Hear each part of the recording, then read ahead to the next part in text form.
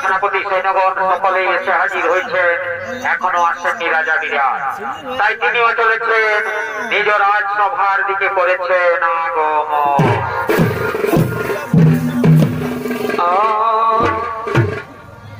ভাই বলবো নাই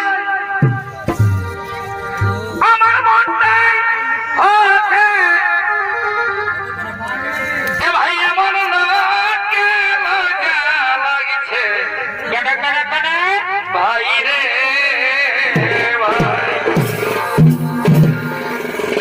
ভাই বলবো নাই আমার মনটাই কেমন লাগছে ভাই রে ভাই ভাই অবলম্বন বানালি বিধবা হয়ে কি হলো এ ভাই কোন নারী বিধবা হয়ে অবল বেটা জন্মাইছে রে ভাই, বেটা জন্মাইছে বারে বাছারে এই অজব কথা শুনে সবাই মাথা ধরেছে। অশাস্ত্রে প্রমাণ দিয়েছে এরে ভাই, প্রমাণ দিয়েছে বারে বাছারে এই অজব কথা শুনে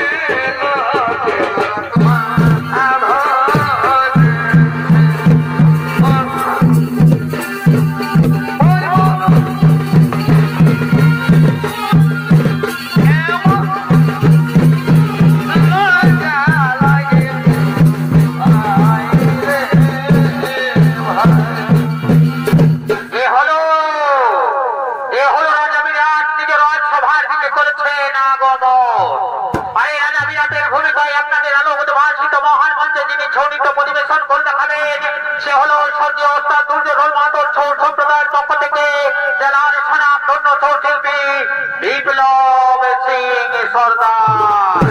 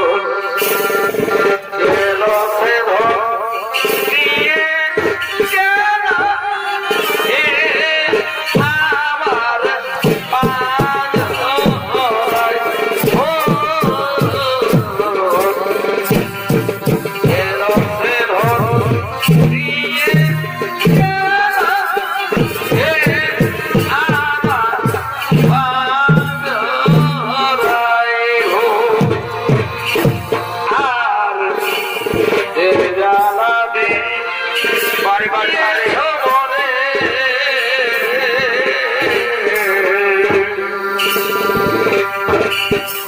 আর সেই দুঃখের জনাধারে বাজে ভাই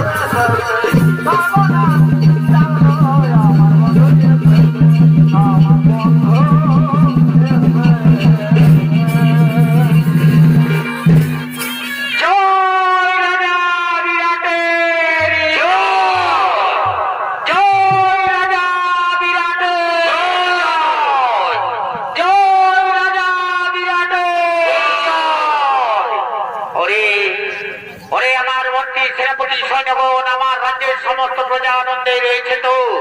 কোথাও কোনো দুঃখের সংবাদ নেই তো? কোথাও কোনো অশান্তির বার্তা নেই তো? সমস্ত প্রজা নিজ নিজ বাসভবনে আনন্দের সঙ্গে বিরাজমান করছে তো? হ্যাঁ মহারাজ, হ্যাঁ মহারাজ, আমরা সমস্ত রাজ্য পরিভ্রমণ করে এসেছি মহারাজ। আমাদের রাজ্যের সমস্ত প্রজা আনন্দে রয়েছে মহারাজ। আমাদের রাজ্যের সমস্ত প্রজা কুশলে রয়েছে মহারাজ। কোথাও কোনো অশান্তির বার্তা নেই মহারাজ, কোথাও কোনো দুঃখের সংবাদ নেই মহারাজ। সমস্ত প্রজা নিজ নিজ বাসভবনে আনন্দের সঙ্গে বিরাজমান করছে মহারাজ। সমস্ত প্রজা নিজ নিজ বাসভবনে আনন্দের সঙ্গে বিরাজমান করছে।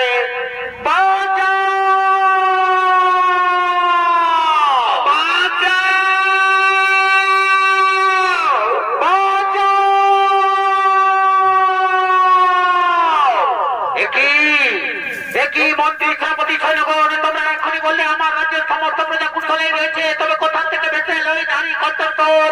বাঁচাও বাঁচাও রবে চিৎকার করে করে ডাকছে। কে সেই নারী? কিবা বিপদে বলেছে এই নারী? আমি যাবো সেই নারীর কাছে, দেখবো তার বিপদের কথা।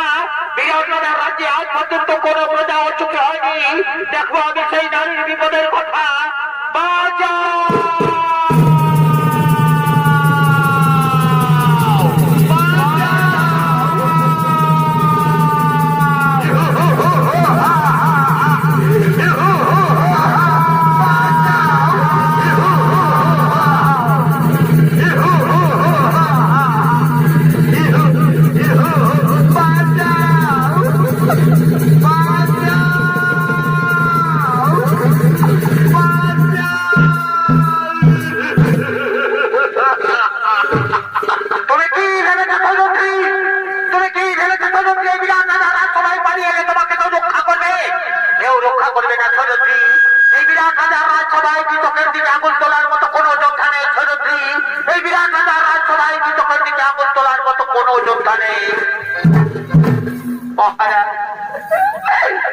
আপনি তো নিজ চোখে দেখলেন মহারাজ, কিছু কিভাবে আমাকে অপমানিত কলঙ্কিত করার চেষ্টা করেছে মহারাজ।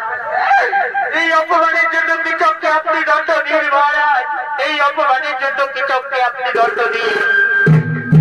শোনো শোনো সৈরন্দ্রী, কিচকের এই ভুলের জন্য কিচককে তুমি ক্ষমা করে দাও সৈরন্দ্রী। ক্ষমাই হলো জীবনের মূল ধর্ম, ক্ষমাই হলো জীবনের মূল কর্ম। কিচককে তুমি ক্ষমা করে দাও সৈরন্দ্রী। না, কিচককে আমি কিছুতেই ক্ষমা করতে পারবো না। কিচক যেভাবে আমাকে অপমানিত কলঙ্কিত করার চেষ্টা করেছে, তাকে আমি কিছুতেই ক্ষমা করতে পারবো না। আমারও পঞ্চ গান্ধর্ব স্বামী রয়েছে, এই অপমানের প্রতিশোধ আমি অবশ্যই নেব। এই অপমানের প্রতিশোধ আমি অবশ্যই নেব। অপমানের প্রতিশোধ নেবে।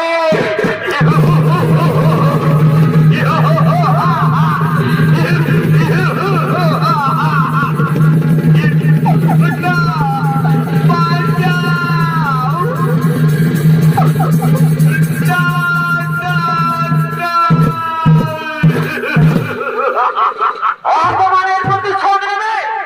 কে আসবে? কে আসবে অপমানের প্রতিশোধ নেওয়ার জন্য? আমি তো প্রথমেই বলেছি সৈরন্দ্রী, বিরাট রাজার রাজসভায় কিচকের দিকে আঙুল তোলার মতো কোন যোদ্ধা নেই সৈরন্দ্রী। শোনো শোনো সৈরন্দ্রী, কোথায় তোমার পঞ্চগান্ধর্ব স্বামী? কেউ আসবে না সৈরন্দ্রী। এই বিরাট রাজার রাজ্যে কিচকের দিকে আঙুল তোলার মতো কোন যোদ্ধা নেই। শোনো শোনো সৈরন্দ্রী, আমার মনে যখন ধরেছে তখন এক না একদিন আমি তোমাকে নিশ্চয়ই আপন করে পাবো সৈরন্দ্রী। আজ আমি এই সভা মাঠ থেকে খালি হাতে ফিরে গেলাম সৈরন্দ্রী, কিন্তু কথাটা যেন মনে থাকে সৈরন্দ্রী, এক না একদিন নিশ্চয়ই আমি তোমাকে আপন করে পাবো সৈরন্দ্রী। এক না একদিন নিশ্চয়ই আমি তোমাকে আপন করে পাবো। মহারাজ, এখনো কি আপনি চুপ করে থাকবেন মহারাজ? আপনার চোখের সামনে একজন অবলা নারীকে এভাবে অপমানিত কলঙ্কিত হতে হচ্ছে মহারাজ, এখনো কি আপনি চুপ করে থাকবেন? ও, বুঝতে পেরেছি মহারাজ, আপনি যখন আমার দিক থেকে মুখ ফিরিয়ে নিয়েছেন তখন আমি বুঝতে পেরেছি আপনিও ধৃতরাষ্ট্রের মতো স্নেহ বসে অন্ধ হয়ে গেছেন মহারাজ। তাই তো কিচককে দণ্ড দেওয়ার মতো ক্ষমতা আপনার নেই মহারাজ। আমারও পঞ্চ গান্ধর্ব স্বামী রয়েছে মহারাজ। আপনি যখন কিচককে দণ্ড দিলেন না তখন আমারও পঞ্চ গান্ধর্ব স্বামী রয়েছে মহারাজ। আমি ওই সভা মাঝে আজকে প্রতিজ্ঞা করে যাচ্ছি মহারাজ, সাক্ষী দেখো চন্দ্র সূর্য, সাক্ষী দেখো 33 কোটি দেবতা, এই সভা মাঝে আজকে প্রতিজ্ঞা করে গেলাম আগামীকালে সূর্য উদয় উদয় হয় কি চোখ দেখবে, নতুবা আমি দেখবো মহারাজ। আগামীকালের সূর্য উদয় হয় কি চোখ দেখবে, নতুবা আমি দেখবো মহারাজ। আগামীকালের সূর্য উদয় হয় কি চোখ দেখবে, নতুবা আমি দেখবো মহারাজ।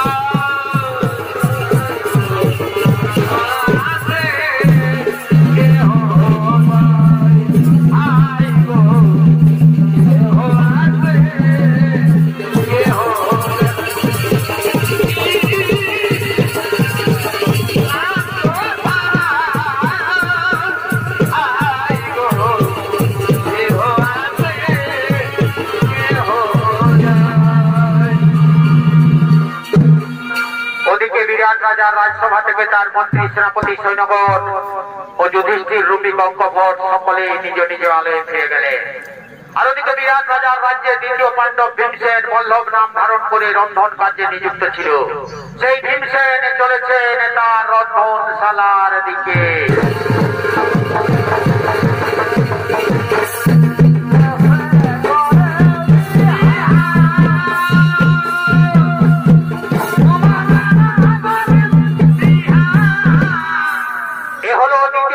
ভীমসেন বল্লভ নাম ধারণ করে বিরাট রাজার রাজ্যে রন্ধন কার্যে নিযুক্ত ছিল।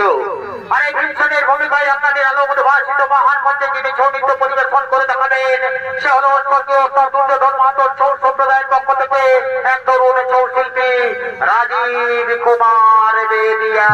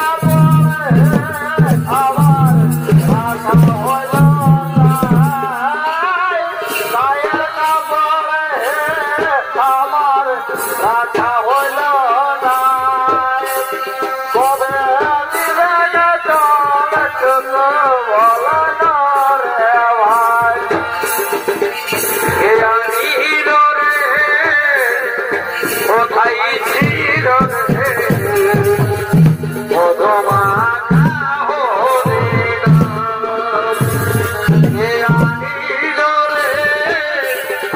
কোথায় ছিল রে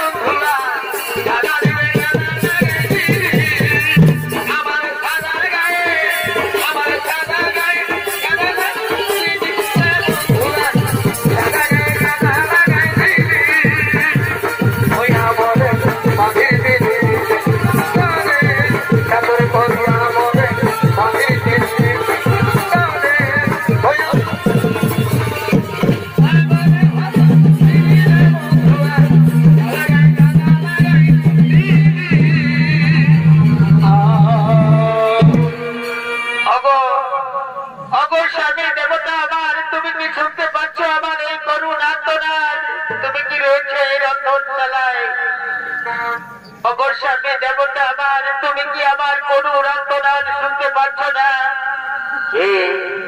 কে ডাকে পরে রন্ধনশালায় নারী কণ্ঠস্বর ভেসে এলো। কে সেই নারী? মনে হচ্ছে যেন চির পরিচিত চেনা নারীর কণ্ঠস্বর। না না, আমি হস্তিনাপুরের যুবরাজ, আমি কোনোদিন কারো বিপদে পিছপা হয়নি। আমি যাব দেখবো সেই নারীর বিপদের কথা। কে সেই নারী? একে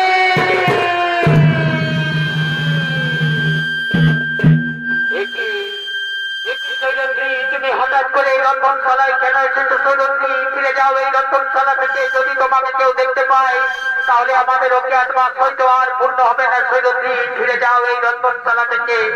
না না গোস্বামী দেবতা আমার, আমি যে ফিরে যেতে আসিনি, আমি যে এসেছি আমার অপমানের কথা জানাতে। তুমি কি জানো না স্বভাব আমাকে কৃষক আমাকে কিভাবে অপমানিত কলঙ্কিত করার চেষ্টা করেছে? তুমি কিছু খবর রাখো না? আমি সব জানি সৈরন্দ্রী। কালকাই আমি সবাই আমাদের কৃষকের মতো উপরে ছেড়ে ফেলে দিতাম যদি না দাদা আমায় বারণ করতো। ও তুমি তোমার দাদার কথাই শুনলে, আমার কথা তুমি একবারও ভাবলে না। তোমার দাদা তো কেবল মাত্র পাশা ফেলতে জানে আর ক্ষমা করতে জানে, এছাড়া তোমার দাদা আর কি জানে? শোনো শোনো সৈরন্দ্রী, দাদার কথা মতো আমাদেরকে থাকতে হয়, দাদার কথা মতো আমাদেরকে চলতে হয়। আমি তোমায় কথা দিচ্ছি সৈরন্দ্রী, আমাদের অজ্ঞাতবাস পূর্ণ হোক, তারপর তোমার অপমানের প্রতিশোধ আমি নিশ্চয় নেব। তারপর কৃষকের মতো আমি উপরে ফিরে ফেলে দেব। না গোস্বামী দেবতা আমার, ততদিন যে আমি অপেক্ষা করতে পারবো না। আমি যে প্রতিজ্ঞা করেছি আগামীকালের সূর্য উদয় হয় কৃষক দেখবে, নতুবা আমি দেখবো। এ তুমি কি করেছো সৈরন্দ্রী? তোমার এই প্রতিজ্ঞা যে আমি কিছুতেই পূর্ণ করতে পারবো না সৈরন্দ্রী, তোমার এই প্রতিজ্ঞা যে আমি কিছুতেই পূর্ণ করতে পারবো না। কোন প্রতিজ্ঞা তুমি আমার পূর্ণ করেছো? হস্তিনাপুরে যেদিন দুঃশাসন আমার বস্ত্র হরণ করেছিল, সেদিনও তো আমি প্রতিজ্ঞা করেছিলাম দুঃশাসনের রক্ত দিয়ে আমি আমার কেস ধৌত করবো। তাই তো আজও আমার এই কেস খোলা রয়েছে। এখনো সেই প্রতিজ্ঞাও পূর্ণ করনি, আর এই প্রতিজ্ঞাও যদি তুমি পূর্ণ না করো তাহলে আমি আর কোন লজ্জায় বেঁচে থাকবো? আমি হয়তো আত্মহত্যার পথ বেছে নেব।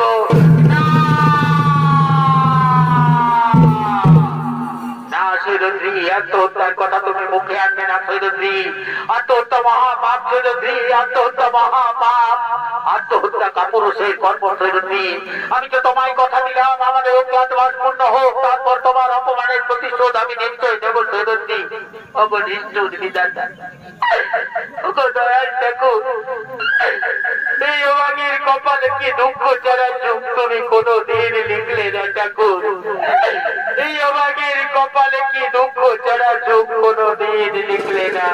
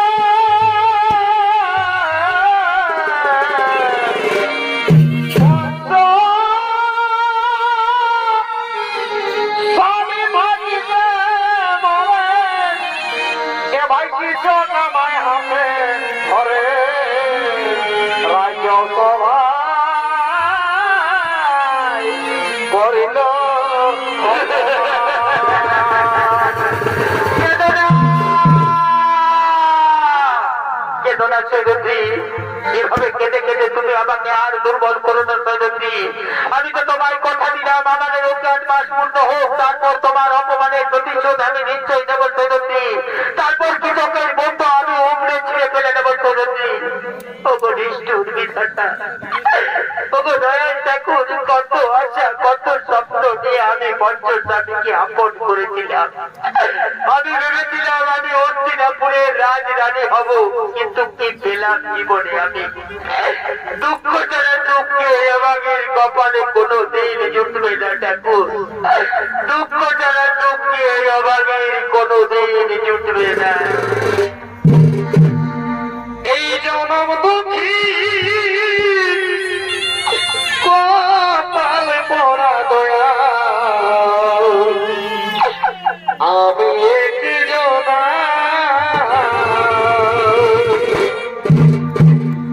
এই জনম দুঃখী কপালে পড়া দয়া আমি একজনা।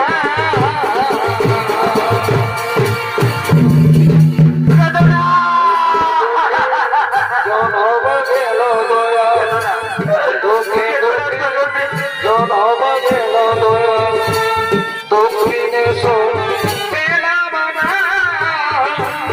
জনম দুঃখী কপালে মজিত আমি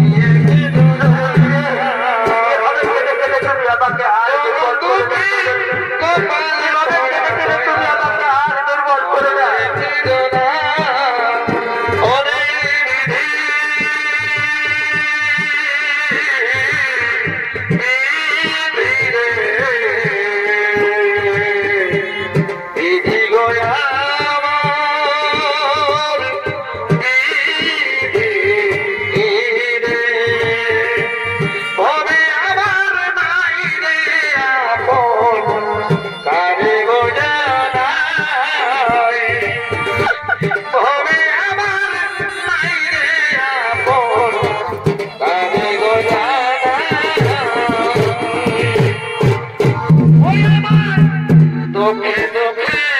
জনম গেল দয়া দুঃখে দুঃখে, জনম গেল দয়া দক্ষিণে পেলাম না।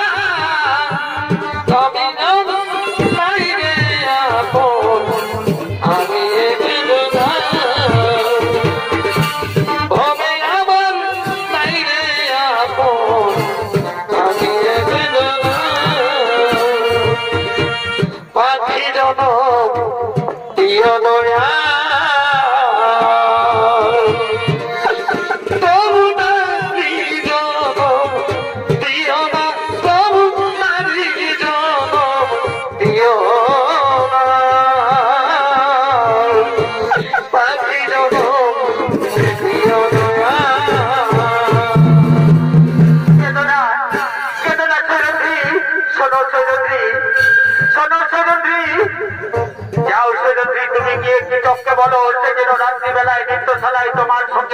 করে আমি আমি তোমার প্রতিজ্ঞা নিশ্চয় পূর্ণ করবো সৈরন্দ্রী। তাতে একবার কেন, যদি 12 বার আমাকে বনবাসে যেতে হয় তবু আমি প্রস্তুত আছি সৈরন্দ্রী।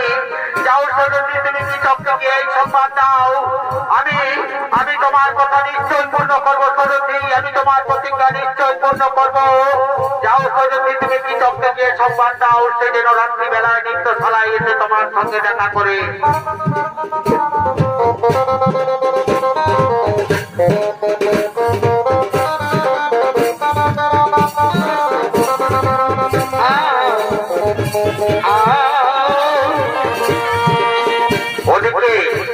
ওদিকে সৈরন্দ্রীর কথা মতো সৈরন্দ্রীকে কৃষকদের সংবাদ দেয় নৃত্যশালায় রাত্রিবেলায় গোপনে তারা দুজনে মিলিত হবে। আর ওদিকে কৃষক উন্মত্ত অবস্থায় ছুটে আসছে নৃত্যশালার দিকে সৈরন্দ্রীকে পাওয়ার আশায়।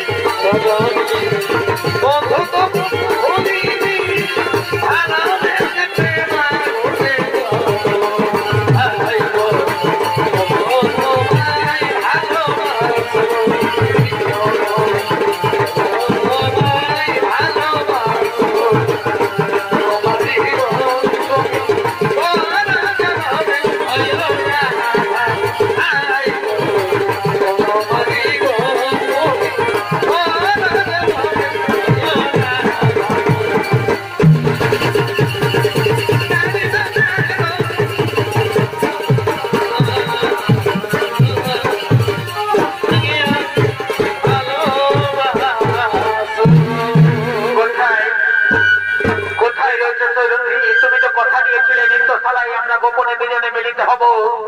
তবে তো তুমি আমায় মিথ্যা প্রতিশ্রুতি দিয়েছিলে সৈরন্দ্রী। না না না না সৈরন্দ্রী, দূর থেকে তোমার মধুর কণ্ঠস্বর বেঁচে আসছে।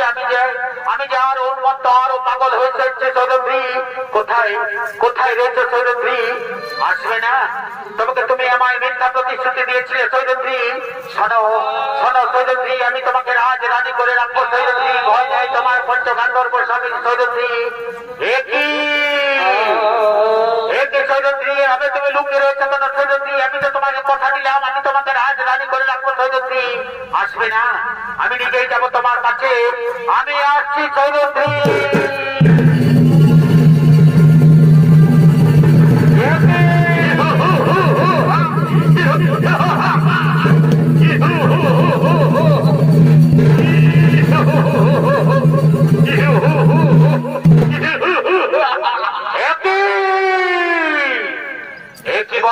তুমি হঠাৎ করে রন্ধনশালা ছেড়ে এই নৃত্যশালায় কেন এসেছো বল্লভ?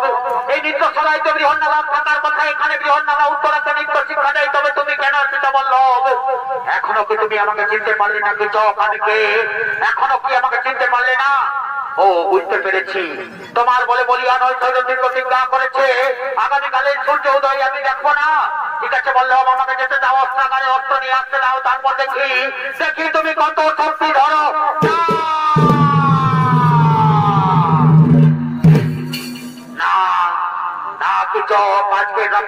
তোমাকে এই নৃত্যশালা থেকে কিছুতেই বাইরে যেতে দেবো না কিছু।